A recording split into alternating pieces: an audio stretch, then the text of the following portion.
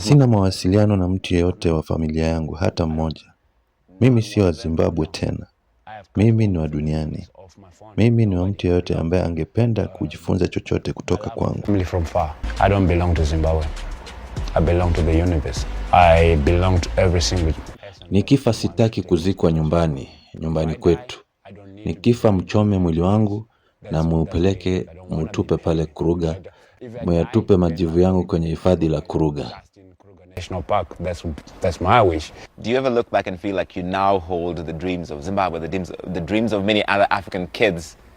Mimi sio wa taifa lolote, sitoki katika taifa lolote lile. Nataka kuwa huru. Nikiwa huru, mimi nina furaha, na nikiwa mwenye furaha, mimi ni hatari zaidi. Will be pissed when you say you don't belong to Zimbabwe because they own you and you represent so much for so many people who have dreams and who are inspired by you. Hakuna mtu yeyote Zimbabwe aliyesimama na mimi, hata yeyote kutoka katika familia yangu. Nilijisukuma mwenyewe, niliota ndoto mwenyewe, wengine walinicheka sana. Walisema sitafaulu, nitakufa maskini, nitafute kazi nyingine ya kufanya. Si unajua tu Afrika jinsi tulivyo. Ukijaribu kufanya kitu ambayo haijawahi fanyika, hakuna anayetaka kuunga mkono, wanasema unapoteza muda wako. Kwa sababu hiyo nilitumia nguvu nyingi sana kufika hapa nilipo.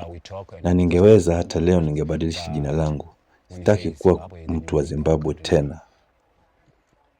Why? I can just be called Temba, that's it. Your family must feel that your success is their success. We're communal people in Africa.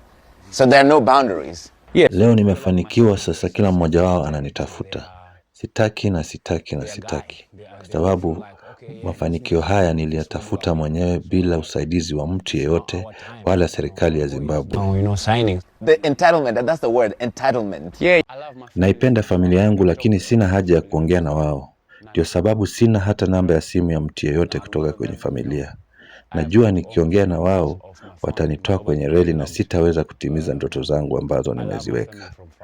Na pia sina haja ya kuzikwa nyumbani kwetu nikifa. Kwa hivyo sina haja kabisa na watu wa familia. Walinitenga nilipowahitaji, na sasa pia mimi sina haja na wao. Burn my body, go throw my dust in Kruger National Park. That's my wish.